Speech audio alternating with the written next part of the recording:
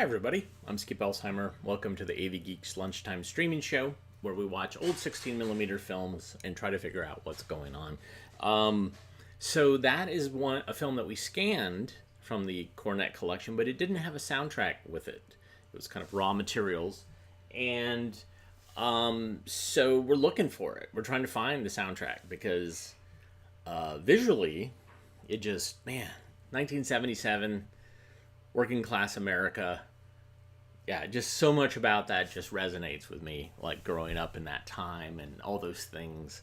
And, you know, would love to know more. I did post a kind of a description of what the film was supposed to be about if we heard the sound. But, yeah. So maybe one day we will find it and we'll marry the two, the soundtrack with the film, and we'll watch it again and understand what's going on.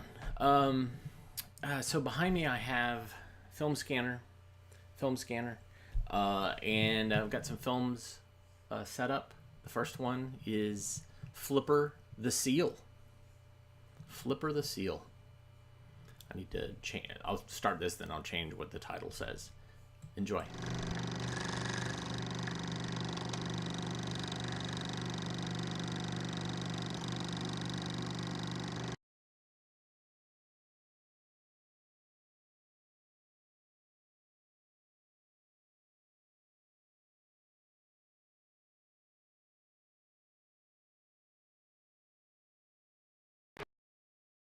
Out in the cold, deep ocean, seals swim and fish.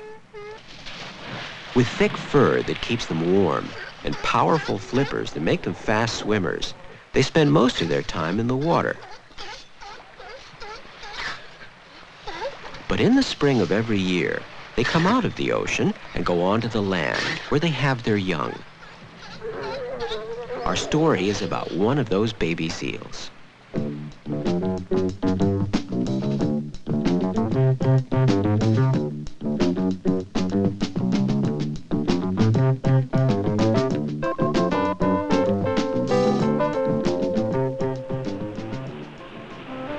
This is where our story begins, on the lonely Pribilof Islands near Alaska, home of the Alaska fur seals. The islands are rocky and have no trees, but now in the springtime, as the weather gets warmer, flowers begin to appear.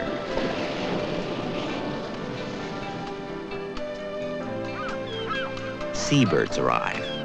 On the rocky cliffs, seagulls and other birds make their nests and lay their eggs.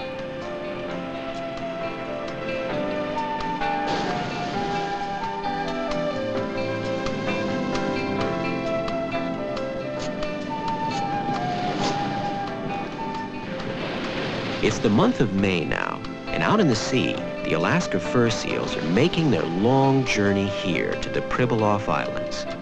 The longest trip is made by the female seals from the coast of California, northward to the islands, a migration of about 3,000 miles, nearly 5,000 kilometers. They'll reach the islands in early June, but the male seals, the bulls, don't have to travel as far. They spent the winter in northern waters, and so they get to the islands first.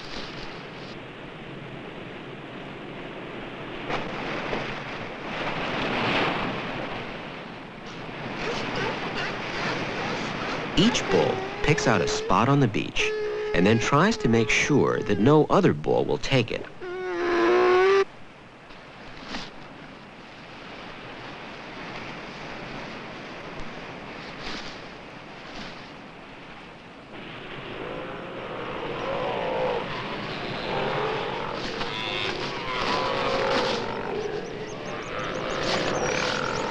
Every bull fights to get his own place on the beach, his own territory, biting and slashing with sharp teeth.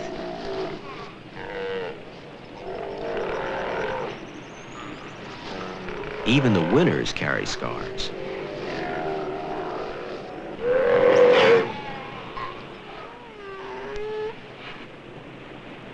Each bull becomes the master of his own territory. Now they begin to watch for the females. In June, the first females, the cows, arrive. The female seals are much smaller than the bulls. Each female will give birth to a baby seal on the island. But first, the scrambling and scrapping begin again as every bull tries to round up as many females as he can.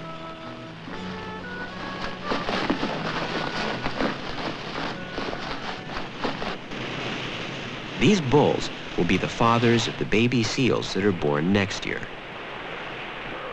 Some bulls mate with only one female, some with 5 or 6. And some of the strongest, toughest bulls may gather 100 or more females.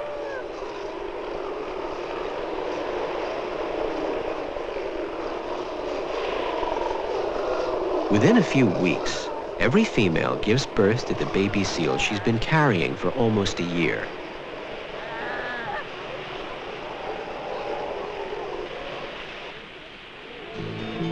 And this is the baby we'll call Flipper.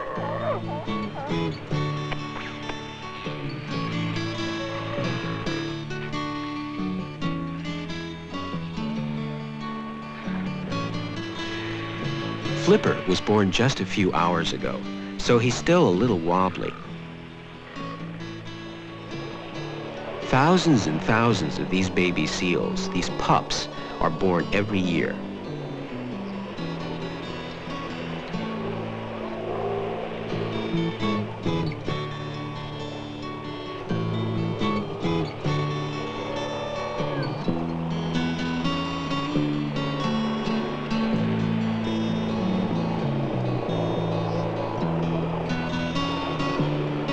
Flipper's first meal will be the rich, thick milk of his mother.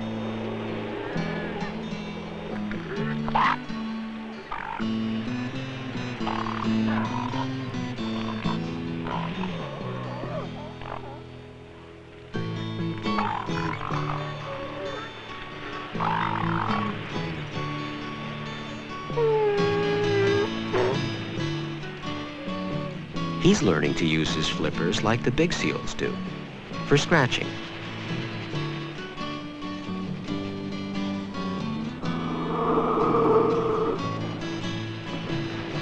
For fanning to keep cool. But when you're small, big flippers can also be a problem.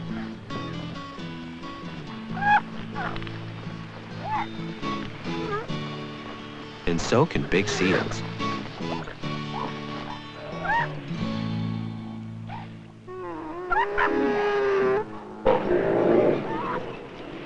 Being a seal pup isn't easy. You get slapped and stepped on and walked on until you don't even know where your mother is. And trying to find her isn't easy either.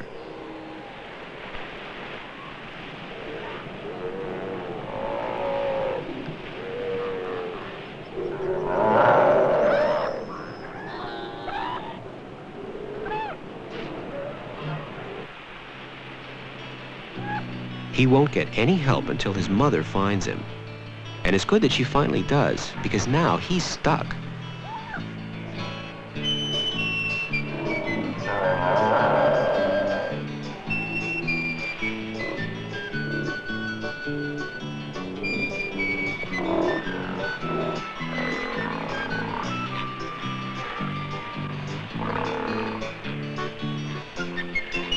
Grabbing Flipper by the skin of his neck doesn't hurt him. Mother seals take good care of their pups, but they also have to take care of themselves.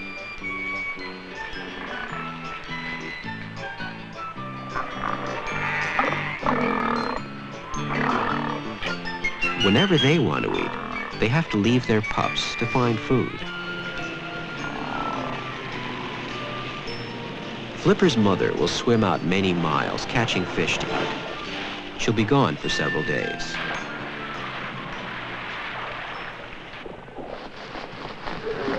Flipper has now been alone for 4 days, and it hasn't been easy. He's getting hungry. But these mother seals don't want to be bothered by a pup that isn't their own.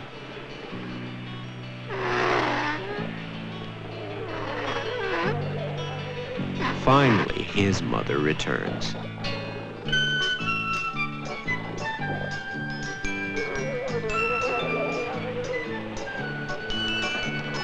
she'll protect him and feed him again.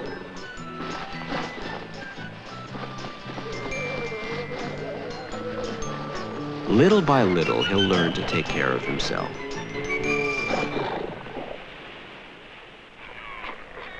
As the days pass, Flipper and the other pups gather in groups that are called pods. There's one thing all the pups have to learn: how to swim.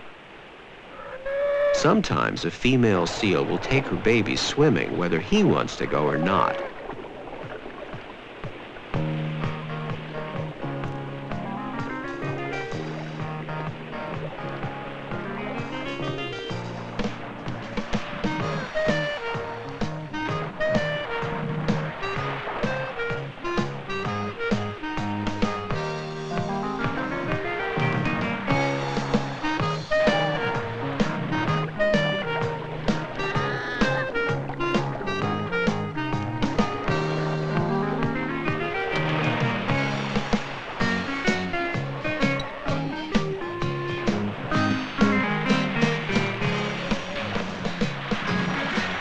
With a little help from Mother, the swimming lesson is over for this baby seal.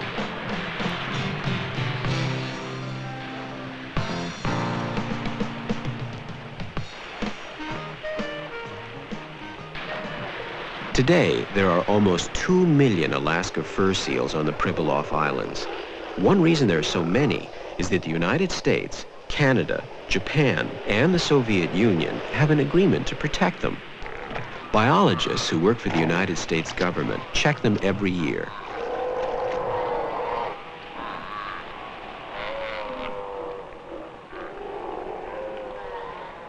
One of the jobs they have is to count the seals.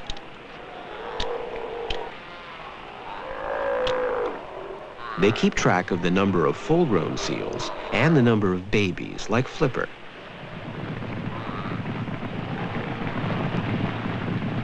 Then the biologists round up some of the seals. They select certain ones to catch. They use nets so the seals won't be injured. Then they fasten a small tag to the tough skin of a flipper. It doesn't hurt the seal. The tag helps the biologists keep track of that seal year after year. Biologists can also keep track of the seals in another way. They put a harness with a small radio in it on the animal. The harness doesn't hurt the seal. The radio sends signals that will let the biologists know where the seal travels during the year.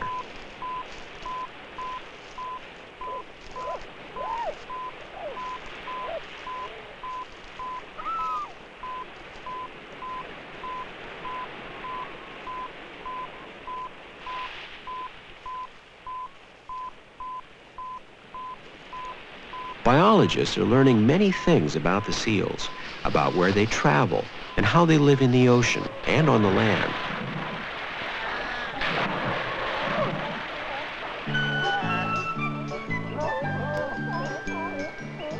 In November, when the weather gets colder, Flipper and all the other seals will leave these islands and swim south to warmer parts of the ocean. And then, when spring comes, the seals will return, and the story of the baby seals will begin once again.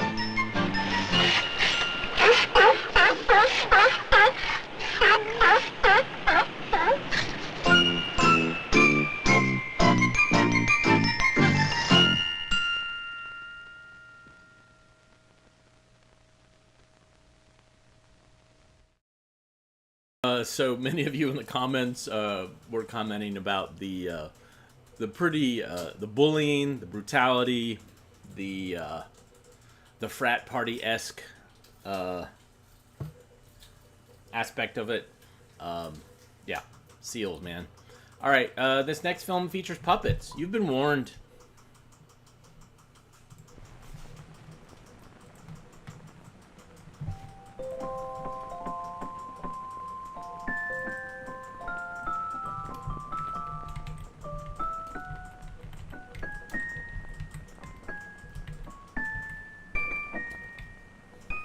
Looking for Cosmo Topple? Well, let me see. Right now, I think you might find him with his friends in the Forest Town schoolhouse. Now, before the bell rings, I'd like to say that we're all looking forward to the Yakimo Club's band concert next week. Class dismissed. Have a nice weekend, everyone. Thank you, Miss Bunny. You too, Miss Bunny. Come on, gang. Basketball practice. Yeah, let's go. Guys, hooray!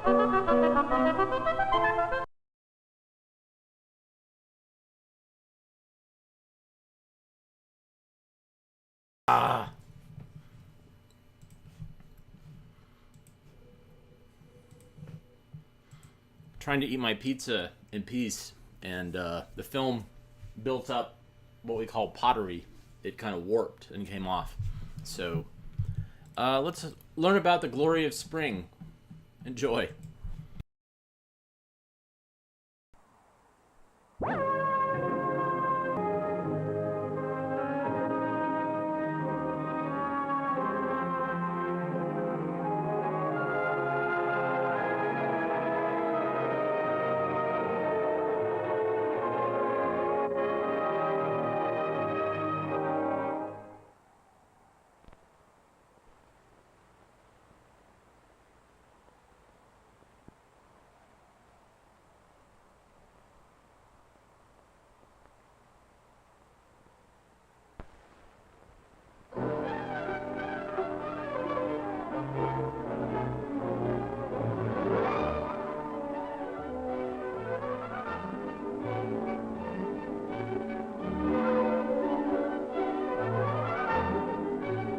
The glory of spring is the beauty and profusion of its colorful and fragrant flowers. The loveliness of blossoms is not mere adornment, but a vital factor of plant survival. Petals, brilliant colors, and floral perfume attract insects, particularly bees, moths, and butterflies, which, incidentally to the pursuit of nectar, carry pollen from flower to flower, thus ensuring cross-pollination and the production of next year's seeds. Each in its own special way, flowers have become marvelously adapted to the size, shape, and habits of their welcome insect visitors. In this strange and wonderful, yet unconscious partnership of animals and plants, some people see the guiding hand of a greater power. Among the first insect-pollinated flowers to bloom is Forsythia, a shrub of the olive family. Flowers with 4 petals are not as common as those having 3 or 5. The buds of the lilac begin to swell. It is a little hard to believe that from these small buds, great clusters of flowers and leaves will soon come forth.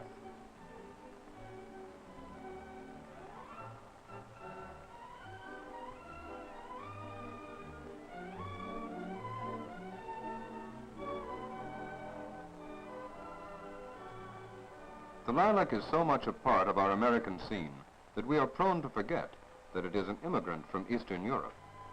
And it was not an American, but a Frenchman named Lemoine who developed the first lilac hybrids. He did his work in Nancy during the Franco-Prussian War, while the city was surrounded by enemy troops. The individual lilac flower is too small to attract insects. Banded together in clusters, the tiny blossoms make a showy display. Like the Forsythia, the lilac is 4-parted, a typical member of the olive family.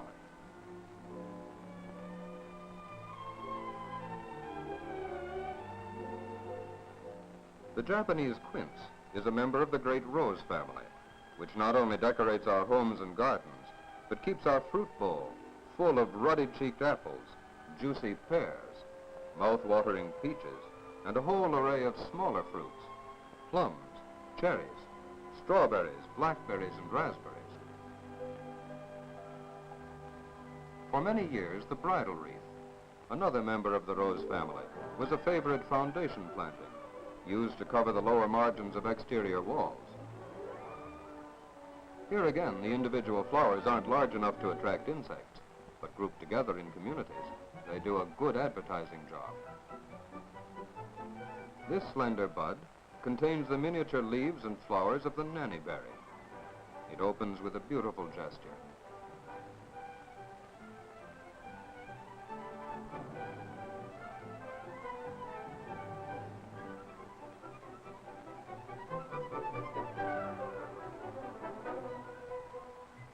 The name nannyberry refers to the odor of the flowers, which is unpleasant, reminding those who get a whiff of it of goats past their prime.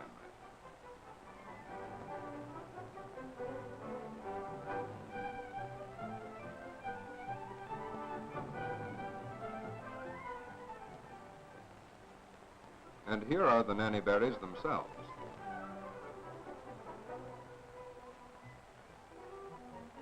We shall rarely find a bud larger than this inch-long whopper of the magnolia. The flower unfolds dramatically.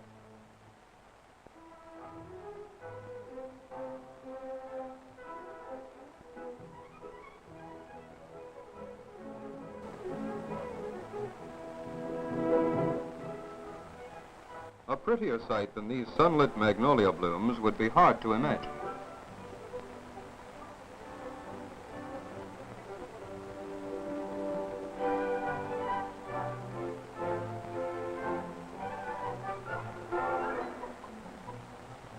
At the edge of the forest grows the wild plum tree, another member of the rose family and a Native American. The wild plum has thorns that threaten the tender noses of grazing cattle, which might otherwise make a meal of its leaves. Typical of members of the rose family are the numerous stamens, which will produce great quantities of pollen, of which only a few grains will have a successful landing on a stigma.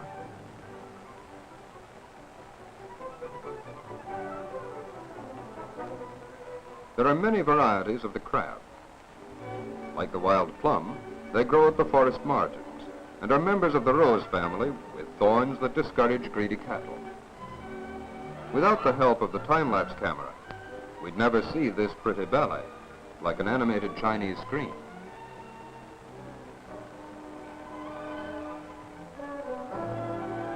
The unopened blossoms are pink.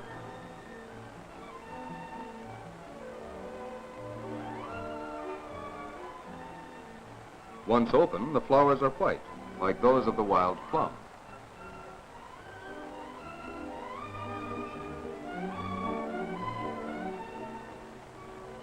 The Bechtel crab is a mutation, a variety that suddenly departed from the ways of its parents.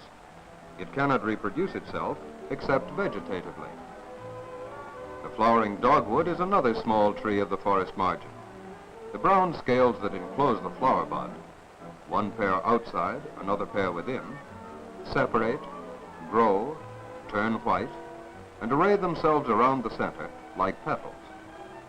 The true petals of the dogwood are yellow and very small. They are on the tiny flowers crowded into the center rosette.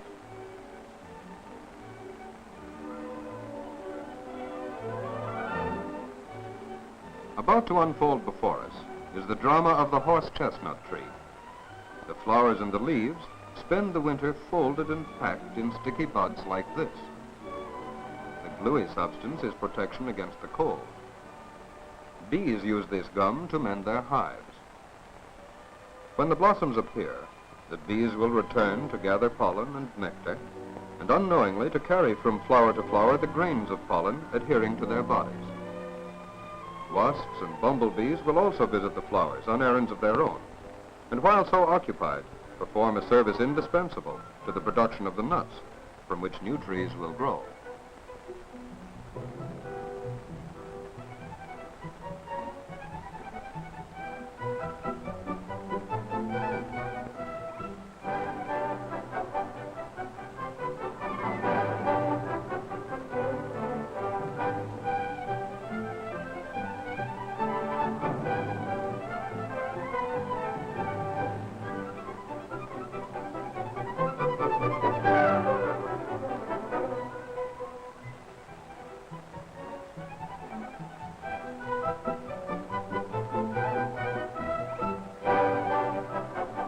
First, the pollen-receiving parts of the flowers, the pistils, are held erect to brush from the bodies of visiting insects the pollen grains they've brought from other blossoms.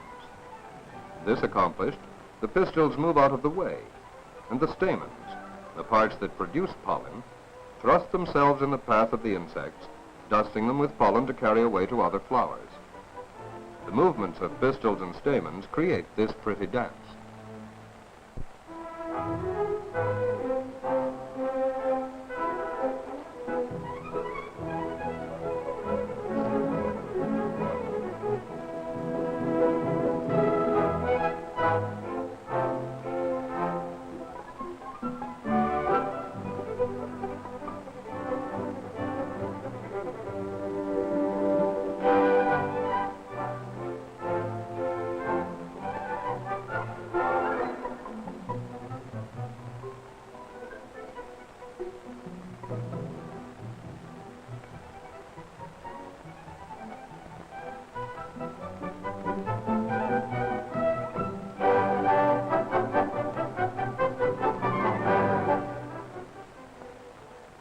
Inside these burnished green globes, the nuts are forming. They are the fruit of the horse chestnut and contain the seed of the tree. In October, the green husks will break open, uncovering the smooth and shiny nuts. Well before the fruit of the horse chestnut has ripened, most of the flowering shrubs and trees will have finished making their miraculous little buds, which hold and keep safe, throughout the winter, the leaves and flowers destined to be the glory of next year's spring.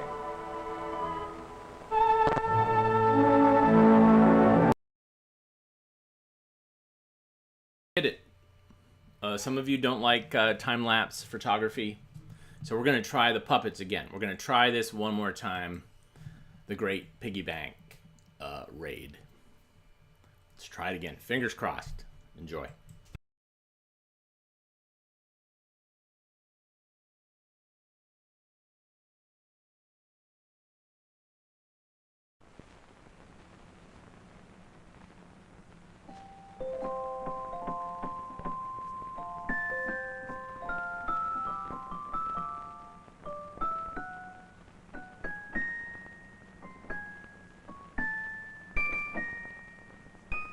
Looking for Coslow Tottle?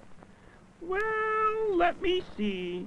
Right now, I think you might find him with his friends in the Forest Town schoolhouse. Now, before the bell rings, I'd like to say that we're all looking forward to the Yakimo Club's band concert next week. Class dismissed. Have a nice weekend, everyone. Thank you, Miss Bunny. You too, Miss Bunny. Come on, gang. Basketball practice. Yeah, let's go. Guys. Hooray! Throw the ball this way, cuz. Hold on, fellas. You're all forgetting something.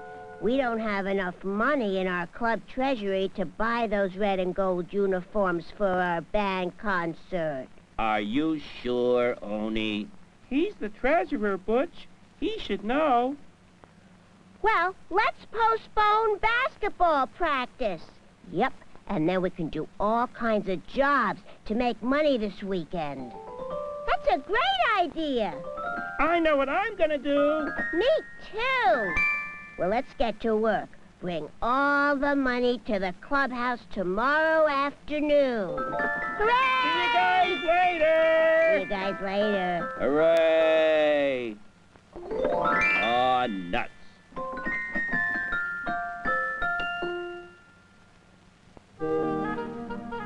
Lemonade! Oh, lemonade!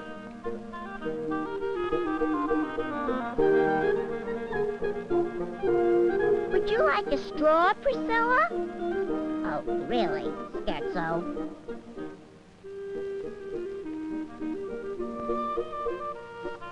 Oh, Mrs. Oni. Hello in there. Oh, Mrs. Oni. Your strong-pawed delivery boy is here. Why, thank you, Butch. Just put them down right here. Boy, these groceries are heavy. There. You know, I think I should have charged more. Coslow, Tuttle, Punch and Judy show. Bought my ticket. This is the place.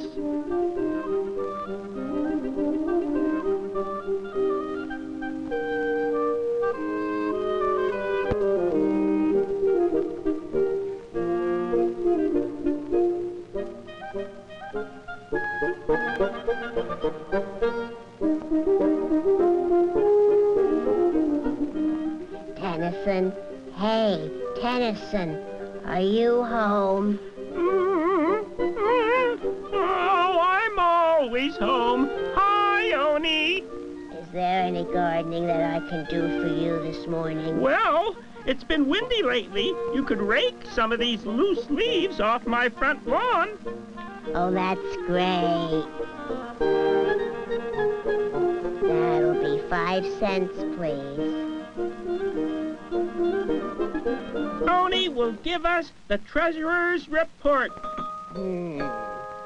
All our hard work has brought us an extra $8. Ooh, we're rich.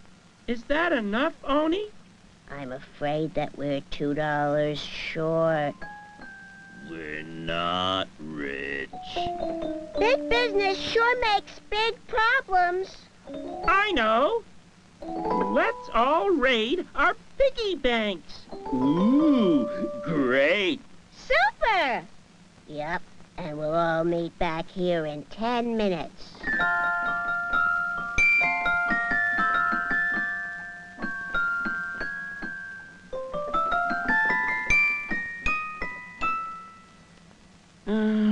Just what I was afraid of. Empty. What'll the fellas think of me? After all, it was my idea. I can't go back with nothing.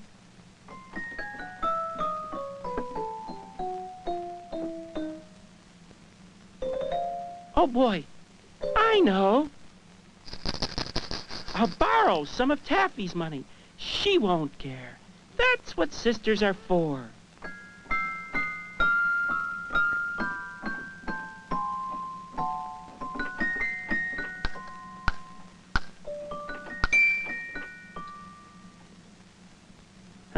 Just a few pennies, dimes, and nickels and quarters, and... Wait a minute. Oh, boy! Some paper money. $2. Just what we need. I'll put these coins into my bank. Good thing Uncle Bunker gave us both the same kinds of banks.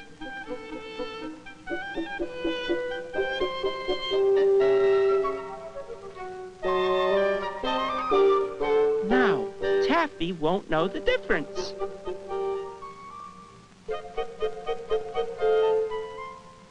Hey, fellas, let me in. What's the secret password? Down with homework. Hi, everyone. Why's the door closed? And why is the window closed? We got troubles. Lots of troubles. What's wrong? Our money is gone. Gone? Somebody stole it just now when we were all away. Stole it? Yep, I left it right here, and now it's gone. Except for just a few pennies and nickels and dimes and quarters. After we worked so hard. Somebody just comes in and takes our hard-earned money. Who do you think would do such a thing? I feel awful. Whatever you feel, I feel worse. I feel worse, sir. No, it doesn't feel good at all. But maybe somebody just borrowed it? Borrow means to ask. Nope. Whoever did this is a dirty, low-down, rotten thief. My bank at home had only 2 cents in it. Mine was empty. Mine was emptier. What do you mean? I don't have a bank. I'm really broke. How about you, Coslow? Me? I found two, nothing. I mean, mine was empty, too. Well, what are we gonna do? Let's all try to catch the thief. Right. Come on, Cuz. I think I'd better go home. There's something I have to take care of.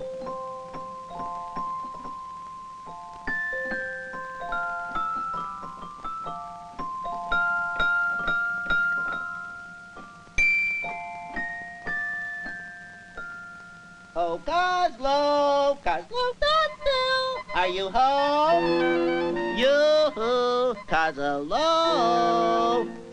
I'm down here. Just a minute, fellas.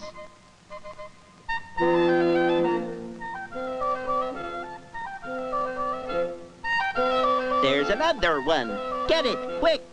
Money flying all over the place. Money? Flying money? It's from your clubhouse. Our clubhouse? We were walking by, and along came this gust of wind. So whoosh, so whoosh. I just said that. You said so whoosh, and I said so whoosh. And our treasury money blew out the doorway? And window way, too. And we've been running all over the forest, collecting it. Here it is, Coslow. Guess that's all of it. Cos, Hirsch and Herc. There's one more dollar stuck in my branches. Hooray! That really makes all of it. Oh, but how can I get it? You won't. We'll get it for you. Great. Thanks, fellas.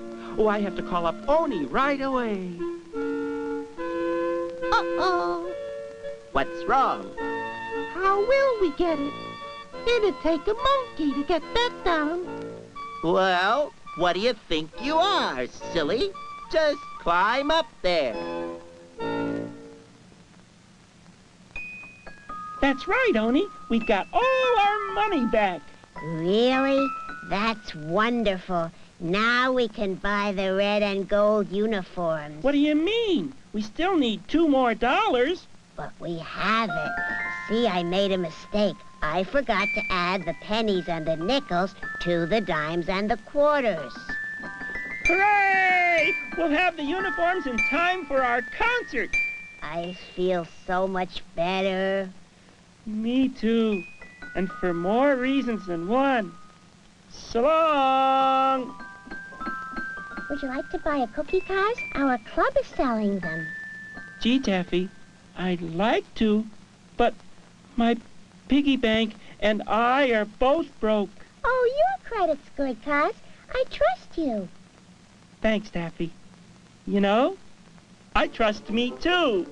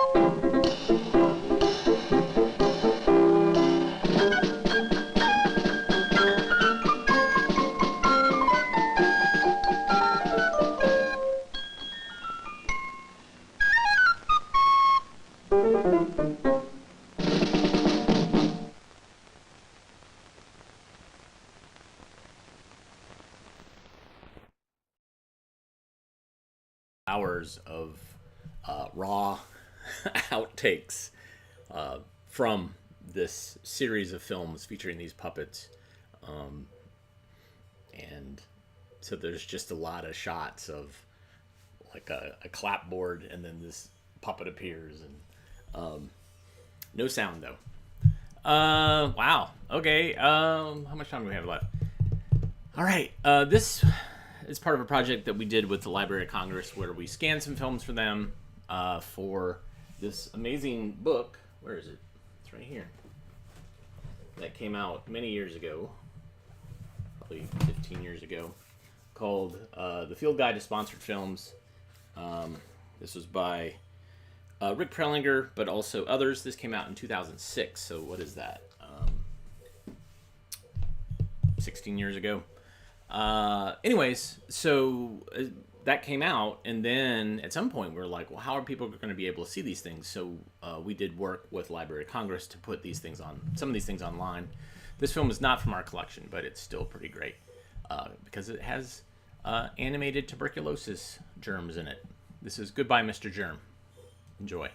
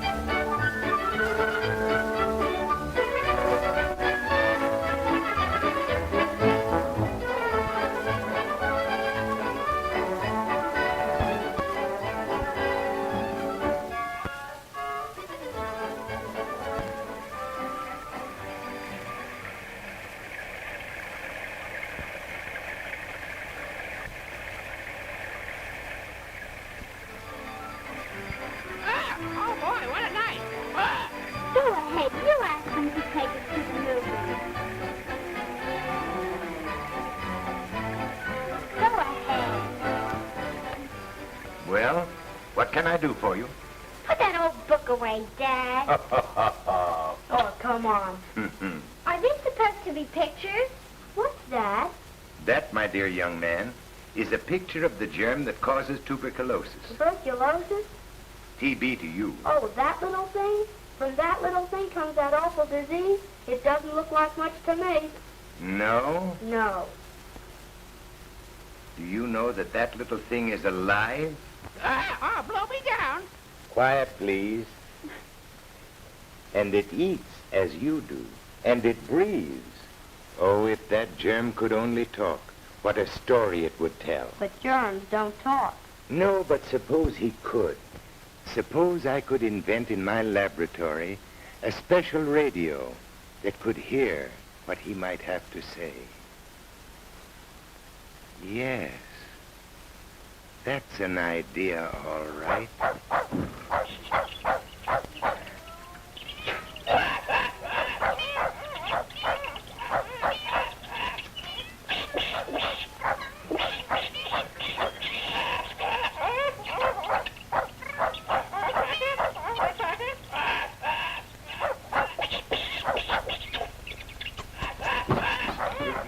Good morning, good morning. How are you all? Well, I suppose you'd like a piece of this banana, wouldn't you?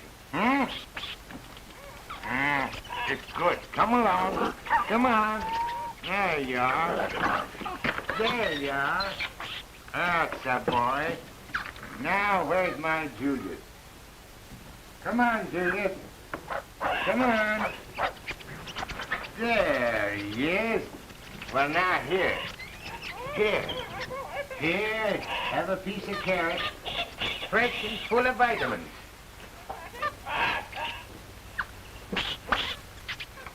Well. Come along, Archie. Come on, Junior. Come on. That's it. Now, can you all keep very quiet today? Because I want to talk to TB the Germ this morning. Yes, sir. TB the Germ. There you are.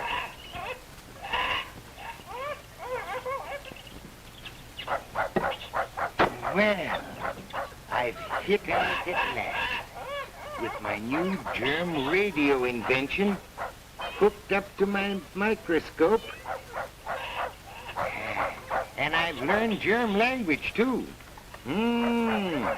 Clever fellow, these germs.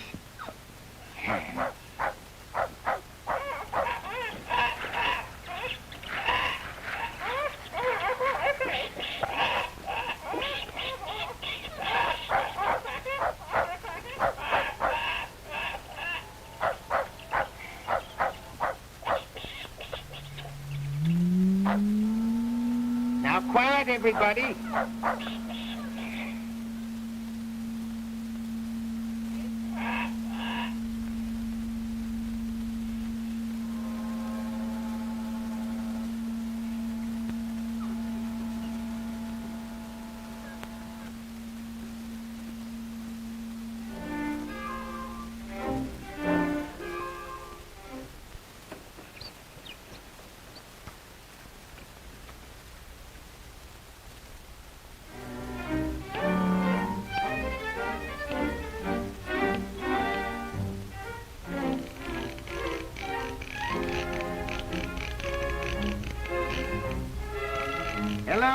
Hello, TB.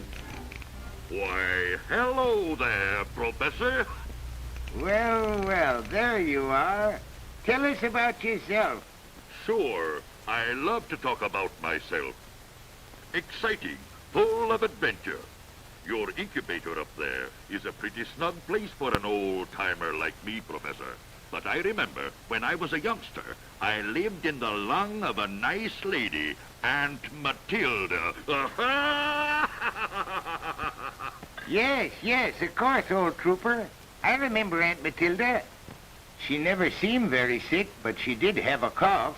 Never thought much about it, though. Didn't she have a little nephew? Righto. Edgar was his name. Dear Aunt Matilda used to feed him, taste his food for him to be sure it wasn't too hot. That's how I got into little Ed's lungs. Watch, Professor. Howdy. And once in Edgar's mouth, of course I made my way into his lungs.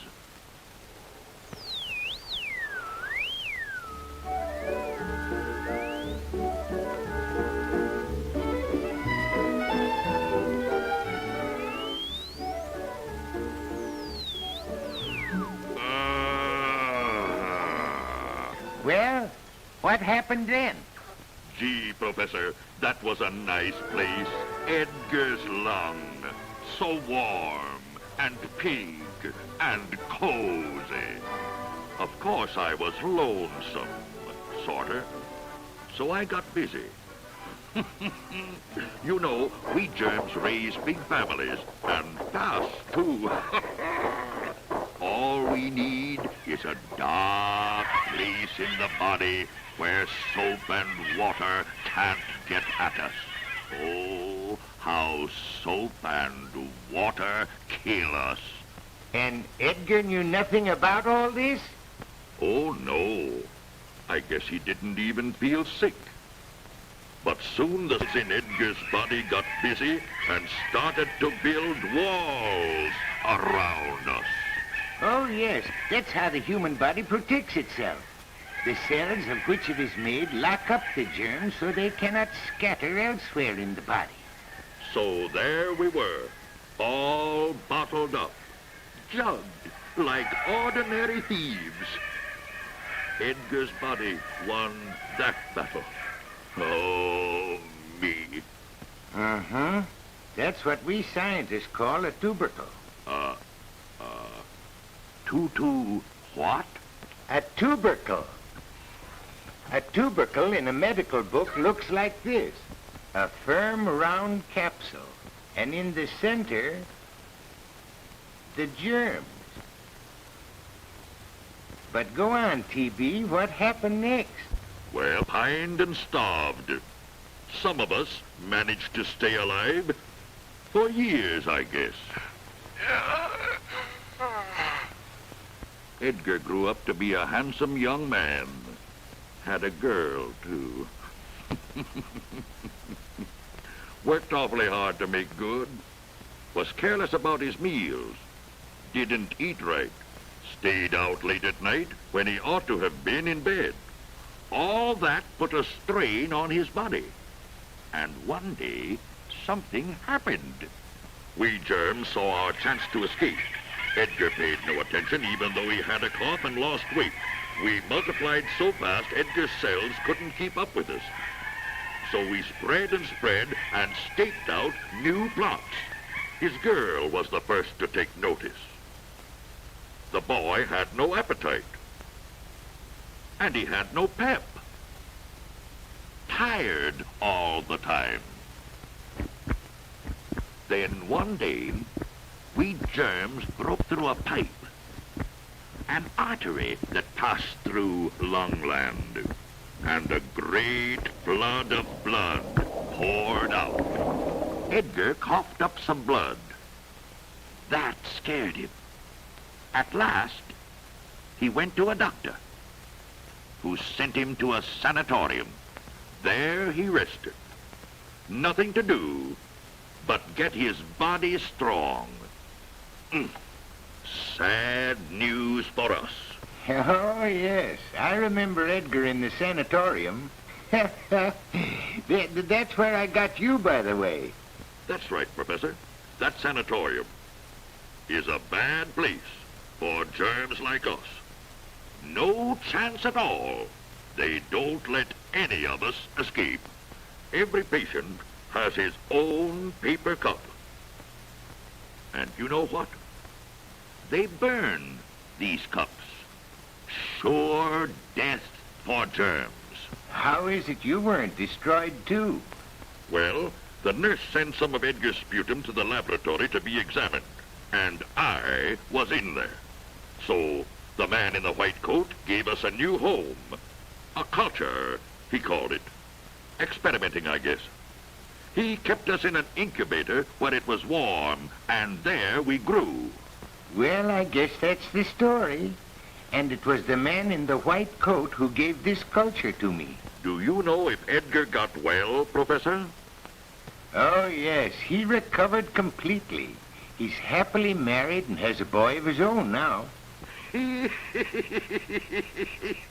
That's good. Another Edgar. I may die soon, but my tribe will get him too. We'll get young Edgar. Ah, no, you won't. Things have changed, TB. Edgar Sr. had learned his lesson, so he took young Edgar to the doctor and had a tuberculin test made. Well, what on earth is that?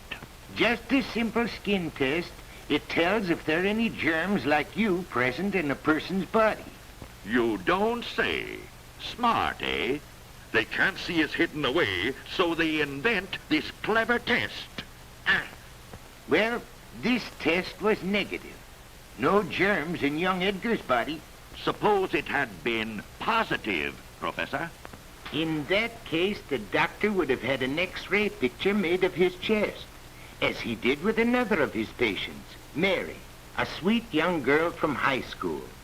Her test came back positive, and the doctor had this X-ray picture made of her chest.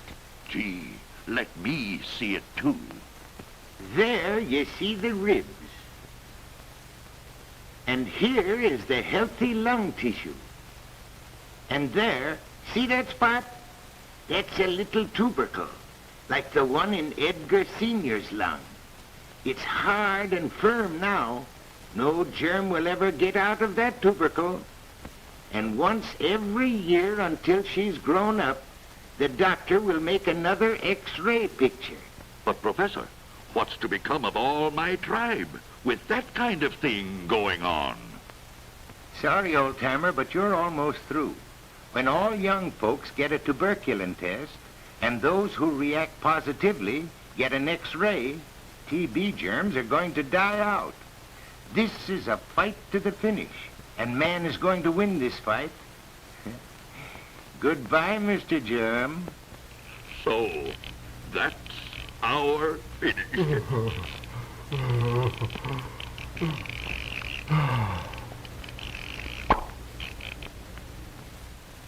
I see the day when tuberculosis will be licked. I see happy, healthy children growing up without the fear that their lives will be ruined by it.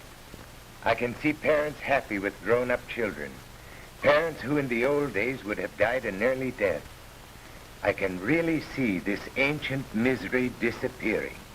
How about a cookie and a cool drink? Oh, thank you, dear. Oh, Mother, Daddy has just told us another of his wonderful stories. And when we are all grown up, our children are not going to get tuberculosis. Are they, Daddy? No, indeed, my dear.